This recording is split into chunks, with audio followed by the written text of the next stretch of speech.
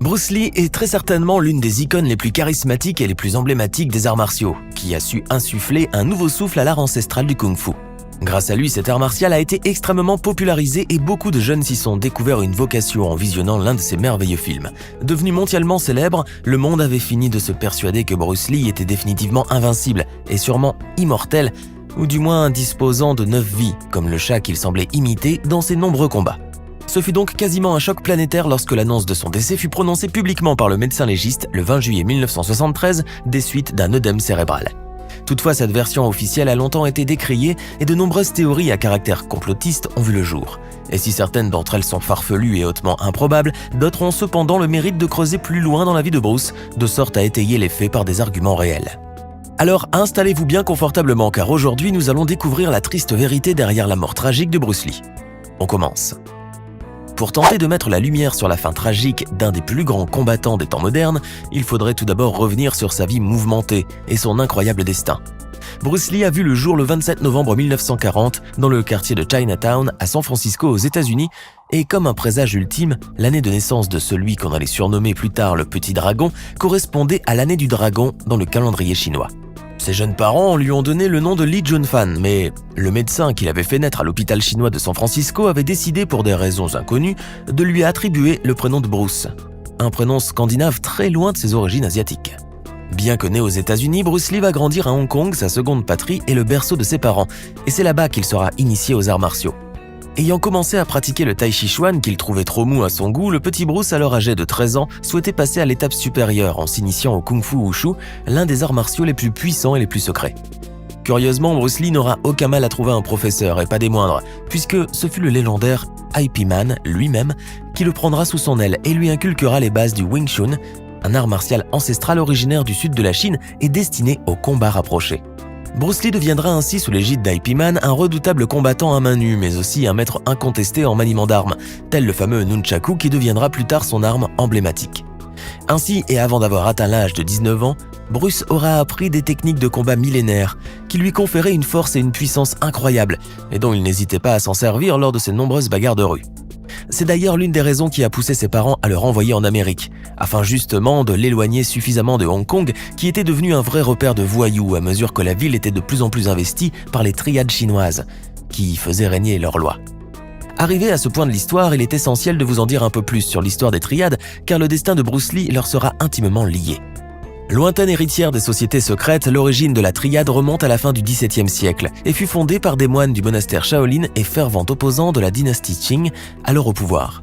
Après la destruction de leur fameux temple, les survivants devinrent des fugitifs, condamnés à vivre dans la clandestinité sous de fausses identités pour pouvoir se fondre parmi la population. Comme dans toutes les sociétés secrètes, ils mirent au point des mécanismes démontrant des preuves d'appartenance des membres, en développant un langage codé et en adoptant des rites cérémoniaux et autres signes particuliers de reconnaissance. L'un de ces signes se fait encore aujourd'hui dans beaucoup d'écoles de Kung Fu, soit le poing fermé avec la paume ouverte ou en entourant le poing avec l'autre main, qui représente les 4 lacs et les 5 océans, un symbole de fidélité au Ming. Toutefois, les disciplines de combat héritées des pères fondateurs et qui étaient extrêmement puissantes et dangereuses demeuraient jalousement gardées. Ces sociétés secrètes occupèrent ainsi une place prépondérante dans la vie politique et économique de l'Empire du Milieu avant d'être décrétées hors la loi par le nouveau gouvernement communiste de la République populaire de Chine, qui ne voulait bien entendu partager le pouvoir avec personne. Elles trouvèrent alors refuge à Hong Kong, Macao ou Taïwan et formèrent des triades en 1949, bien que ces dernières ne soient plus qu'un pâle reflet de leur glorieux passé.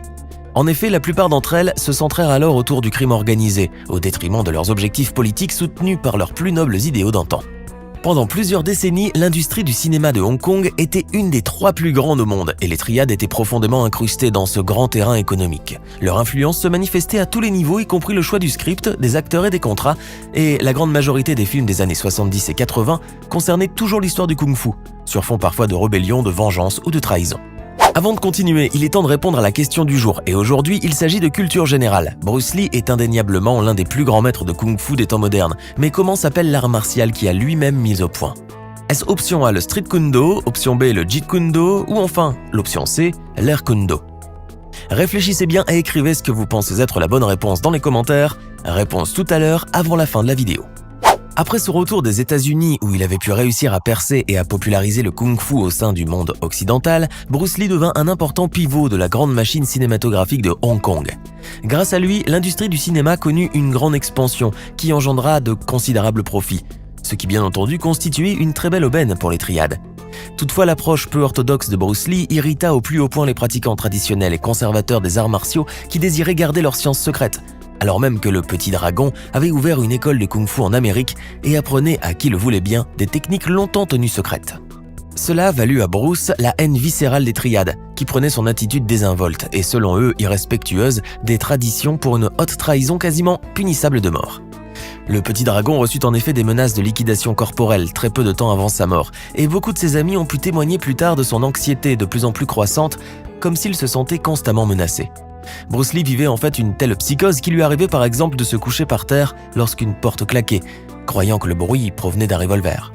Car en vérité, le Petit Dragon, bien que voulant paraître serein en public, avait pris les menaces des triades très au sérieux et savait que sa vie ne tenait plus qu'à un fil. Le 20 juillet 1973, en sortant du plateau de tournage Les Jeux de la Mort, Bruce Lee se rendit à l'appartement de sa maîtresse, l'actrice Betty Ting-pei. La suite est connue et fait désormais partie de l'histoire.